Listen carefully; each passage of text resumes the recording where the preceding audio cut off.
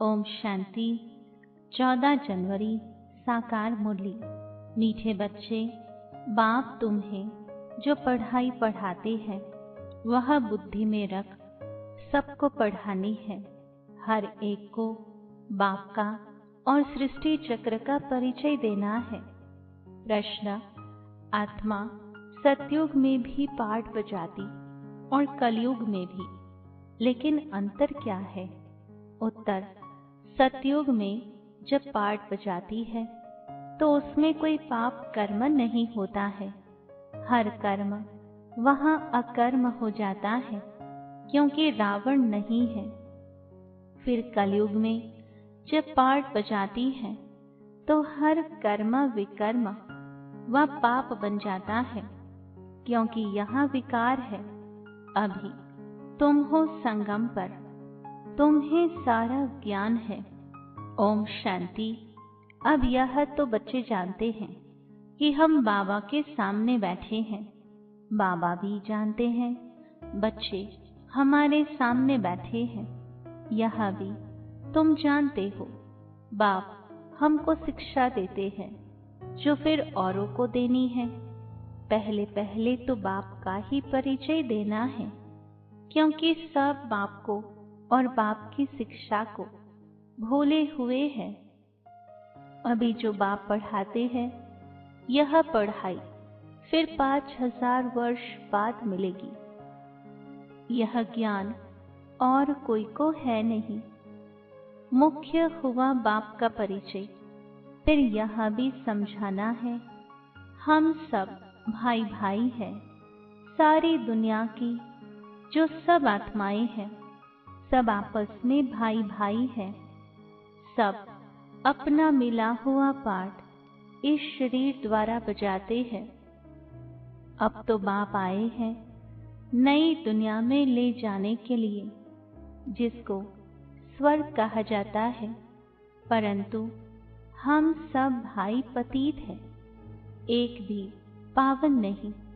सभी पतितों को पावन बनाने वाला है ही एक बाप। यह है ही पतित विकारी भ्रष्टाचारी रावण की दुनिया।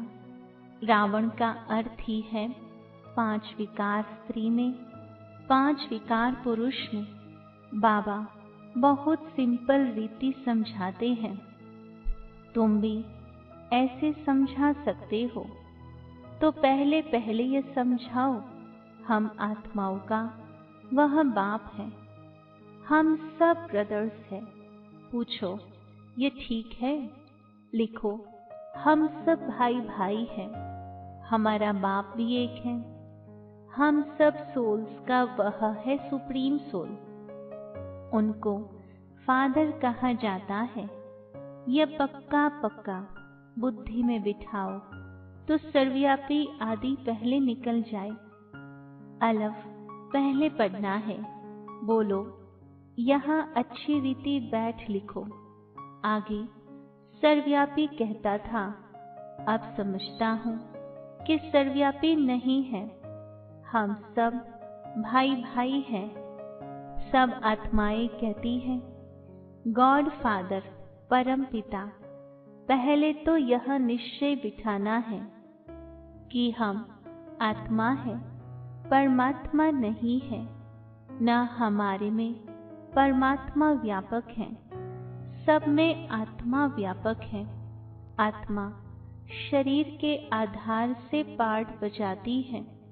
यहाँ पक्का कराओ।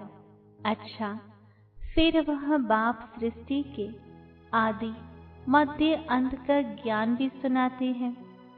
और तो कोई भी जानते नहीं कि सृष्टि चक्र की एज कितनी है। बाप ही टीचर के रूप में बैठ समझाते हैं। लाखों वर्ष की तो बात ही नहीं। यह चक्र अनादि एक्यूरेट बना बनाया है। इसको जानना पड़े। सतयुग त्रेता पास्ट हुआ। नोट करो, उसको कहा जाता है स्वर्ग और सेमी स्वर्ग, जहाँ देवी देवताओं का राज्य चलता है। वह 16 कला, वह 14 कला धीरे धीरे कलाएं कम होती जाती है। दुनिया पुरानी तो जरूर होगी ना। सतयुग का प्रभाव बहुत भारी है। नाम ही है स्वर्ग, हेवन, नई दुनिया। उसकी ही महिमा करनी है। नई दुनिया में है ही एक आदि सनातन देवी देवता धर्म। पहले बाप का परिचय, फिर चक्र का परिचय दिया जाता है। चक्र भी तुम्हारे पास है। निश्चय कराने के लिए यह सृष्टि का चक्र फिरता रहता है। सतयुग में लक्ष्मी नारायण का राज्य था। त्रेता में राम सीता का। यह हुआ आधा कल्प। 2 युग पास हुए। फिर आता है द्वापर कलयुग। द्वापर में रावण राज्य। देवता वाम मार्ग में चले जाते हैं तो विकार की सिस्टम बन जाती है। सतयुग त्रेता में सब निर्विकारी रहते हैं। एक आदि सनातन देवी देवता धर्म रहता है। चित्र भी दिखाना है, ओरली भी समझाना है। बाप हमको टीचर बन ऐसे पढ़ाते हैं। बाप अपना परिचय खुद ही आकर देते हैं। खुद कहते हैं, मैं आता हूँ पतितों को पावन बनाने, तो मुझे शरीर जरूर चाहिए, नहीं तो बात कैसे करूं। मैं चैतन्य हूँ, सत हूँ और अमर हूँ। आत्मा सतो रजो तमो में आती है। आत्मा ही पावन और पतित बनती है। इसलिए कहा जाता है पतित आत्मा, पावन आत्मा। आत्मा में ही सब संस्कार है। पास्ट के कर्म व विकर्म का संस्कार आत्मा ले आती है। सतयुग में विकर्म होता ही नहीं।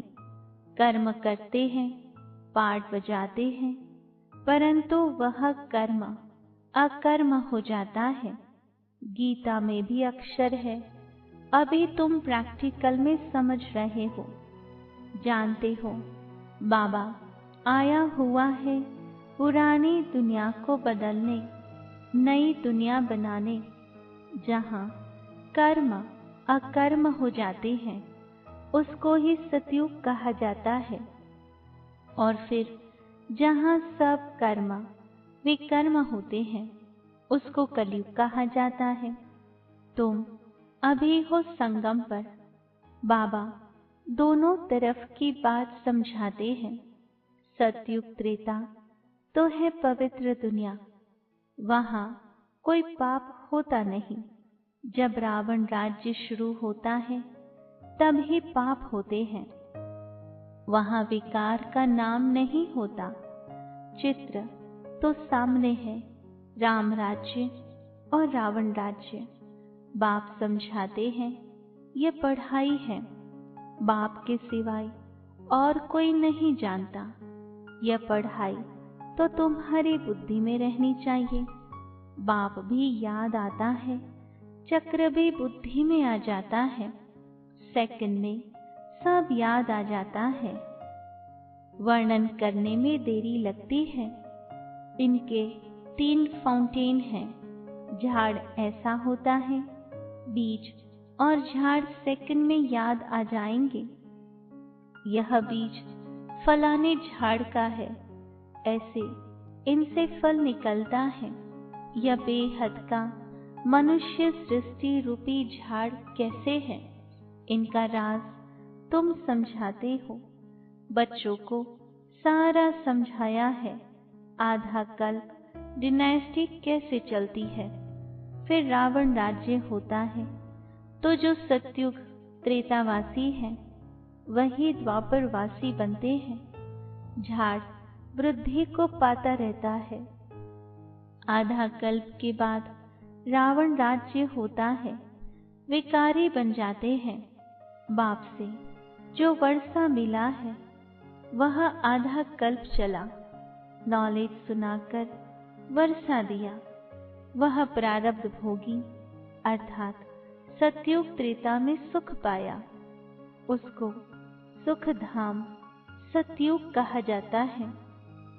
वहाँ दुख होता ही नहीं। कितना सिंपल समझाते हैं। एक को समझाते हो या बहुतों को समझाते हो तो ऐसे अटेंशन देना है। समझता है, हाँ हाँ करता है, बोलो नोट करते जाओ। कोई शंका हो तो पूछना। जो बात कोई नहीं जानता वह हम समझाते हैं। तुम कुछ भी जानते नहीं हो, पूछेंगे फिर क्या। बाबा तो इस बेहद जान का राज समझाते हैं। यह नॉलेज अभी तुम समझते हो, बाप ने समझाया है। तुम 84 के चक्र में कैसे आते हो यह अच्छी रीति नोट करो। फिर इस पर विचार करना है। जैसे टीचर ऐसे निबंध देते हैं, फिर घर में जाकर रिवाइज कर आते हैं ना। तुम भी यह नॉलेज देते हो, फिर देखो क्या होता है। पूछते रहो, एक एक बात अच्छी रीति समझाओ। बाप टीचर का कर्तव्य समझाकर फिर गुरु का समझाओ। उनको बुलाया ही है कि आकर हम पतितों को पावन बनाओ। आत्मा पावन बनती है तो फिर शरीर भी पावन मिलता है। जैसा सोना वैसा जेवर बनता है। 24 कैरेट का सोना उठाएंगे, खाद नहीं डालेंगे तो जेवर भी ऐसे सतो प्रधान बनेंगे। अलाई डालने से तमो प्रधान बन पड़े हैं। पहले पहले भारत 24 कैरेट पक्के सोने की चिड़िया था, अर्थात सतो प्रधान नई दुनिया थी, फिर तमो प्रधान बनी है। ये बाप ही समझाते हैं और कोई मनुष्य गुरु लोग नहीं जानते। बुलाते हैं आकर पावन बनाओ, सो तो गुरु का काम है। वानप्रस्थ अवस्था में मनुष्य गुरु करते हैं। वाणी से परे स्थान तो है इनकॉर्पोरियल वर्ल्ड, जहाँ आत्माएं रहती हैं। यह है कॉर्पोरियल वर्ल्ड। दोनों का यह मेल है। वहाँ तो शरीर है नहीं, वहाँ कोई कर्म नहीं होता है। बाप में तो सारी नॉलेज है। ड्रामा प्लान अनुसार उनको कहा ही जाता है नॉलेजफुल। वह चैतन्य सतचित आनंद स्वरूप होने के कारण उनको नॉलेजफुल कहा जाता है। बुलाते भी हैं, हे पतित पावन नॉलेजफुल शिव बाबा। उनका नाम सदैव शिव ही है। बाकी आत्माएं सब आती है पाठ बजाने, तो भिन्न भिन्न नाम धारण करती हैं। बाप को बुलाते हैं, परंतु उनको कुछ भी समझ नहीं रहती। जरूर भाग्यशाली रथ भी होगा जिसमें बाप प्रवेश कर तुमको पावन दुनिया में ले जाए। तो बाप समझाते हैं, मीठे मीठे बच्चों, मैं उनके तन में आता हूँ जो बहुत जन्मों के अंत में है। पूरा 84 जन्म लेते हैं। भाग्यशाली रथ पर आना पड़ता है। पहले नंबर में तो है श्री कृष्ण, वह है नई दुनिया का मालिक। फिर वही नीचे उतरते हैं, गोल्डन से सिल्वर, कॉपर, आयरन एज में आकर पड़ते हैं। अभी तुम आयरन से गोल्डन बन रहे हो। बाप कहते हैं, सिर्फ मुझ अपने बाप को याद करो जिसने प्रवेश किया है। उनकी आत्मा में तो जरा भी नॉलेज नहीं थी। इनमें मैं प्रवेश करता हूँ, इसलिए इसको भाग्यशाली रथ कहा जाता है। नहीं तो सबसे ऊंच तो यह लक्ष्मी नारायण है। इनमें प्रवेश करना चाहिए, परंतु उनमें परमात्मा प्रवेश नहीं करते, इसलिए उनको भाग्यशाली रथ नहीं कहा जाता। रथ में आकर पतितों को पावन बनाना है तो जरूर कलयुगी तमो प्रधान होगा ना। खुद कहते हैं, मैं बहुत जन्मों के अंत में आता हूँ, गीता में भी अक्षर एक्यूरेट है। गीता को ही सर्वशास्त्रमय शिरोमणि कहा जाता है। इस संगम युग पर ही बाप आकर ब्राह्मण कुल और देवता कुल स्थापन करते हैं। बहुत जन्मों के अंत में अर्थात संगम युग पर ही बाप आते हैं। बाप कहते हैं, मैं बीज रूप हूँ। कृष्ण तो है सतयुग का रहवासी, उनको दूसरी जगह तो कोई देख न सके। पुनर्जन्म में तो नाम, रूप, देश, काल सब बदल जाता है, फीचर्स ही बदल जाते हैं। पहले छोटा बच्चा सुंदर होता है, फिर बड़ा होता है, वह फिर शरीर छोड़ दूसरा छोटा लेता है। यह बना बनाया खेल ड्रामा के अंदर फिक्स है। दूसरा शरीर लिया तो उनको कृष्ण नहीं कहेंगे। उस दूसरे शरीर पर नाम आदि फिर दूसरा पड़ेगा। समय, फीचर्स, तिथि, तारीख आदि सब बदल जाता है। वर्ल्ड की हिस्ट्री, ज्योग्राफी हूबहू रिपीट कहा जाता है। तो यह ड्रामा रिपीट होता रहता है। सतो, रजो, तमो में आना ही है। सृष्टि का नाम, युग का नाम सब बदलते रहते हैं। अभी यह है संगम युग। मैं आता ही हूँ संगम पर। मैं तुमको सारी दुनिया की हिस्ट्री, ज्योग्राफी सत्य बताता हूँ। आदि से लेकर अंत तक और कोई भी जानता ही नहीं। सतयुग की आयु कितनी थी ये पता न होने कारण लाखों वर्ष कह देते हैं। अभी तुम्हारी बुद्धि में सब बातें हैं। तुम्हें अंदर में यह पक्का करना है कि बाप टीचर सद्गुरु है, जो फिर से सतु प्रधान बनने के लिए बहुत अच्छी युक्ति बताते हैं। गीता में भी है, देह सहित देह के सब धर्म छोड़ अपने को आत्मा समझो। वापिस अपने घर जरूर जाना है। भक्ति मार्ग में कितनी मेहनत करते हैं भगवान पास जाने के लिए। वह है मुक्ति धाम, कर्म से मुक्त। हम इन कॉर्पोरियल दुनिया में जाकर बैठते हैं। पाठधारी घर गया तो पाठ से मुक्त हुआ। सब चाहते हैं हम मुक्ति पाए, मोक्ष तो किसी को मिल न सके। यह ड्रामा अनादि अविनाशी है। कोई कहे यह पाठ आने जाने का हमको पसंद नहीं, परंतु इसमें कुछ कर न सके। यह अनादि ड्रामा बना हुआ है। एक भी मोक्ष पा नहीं सकते। वह सब है अनेक प्रकार की मनुष्य मत। यह है श्रीमत, श्रेष्ठ बनाने के लिए। मनुष्य को श्रेष्ठ नहीं कहेंगे, देवताओं को श्रेष्ठ कहा जाता है। उन्हों के आगे सब नमन करते हैं, तो वह श्रेष्ठ ठहरे ना। कृष्ण देवता है, वैकुंठ का प्रिंस। वह यहाँ कैसे आएगा? न उसने गीता सुनाई। शिव के आगे जाकर कहते हैं, हमको मुक्ति दो। वह तो कभी जीवन मुक्त, जीवन बंध में आते ही नहीं, इसलिए उनको पुकारते हैं, मुक्ति दो। जीवन मुक्ति भी वह देते हैं। अच्छा, मीठे मीठे सिकेलधे बच्चों प्रति माता पिता बाप दादा का याद प्यार और गुड मॉर्निंग। रूहानी बाप के रूहानी बच्चों को नमस्ते। रूहानी बच्चों की रूहानी बाबा को याद प्यार, गुड मॉर्निंग और नमस्ते। धारणा के लिए मुख्य सार।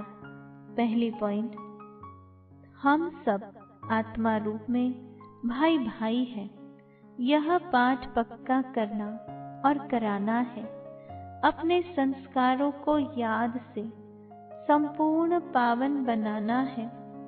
दूसरी पॉइंट, 24 कैरेट सच्चा सोना सतो प्रधान बनने के लिए कर्म, अकर्म, विकर्म की गुह्य गति को बुद्धि में रख अब कोई भी विकर्म नहीं करना है।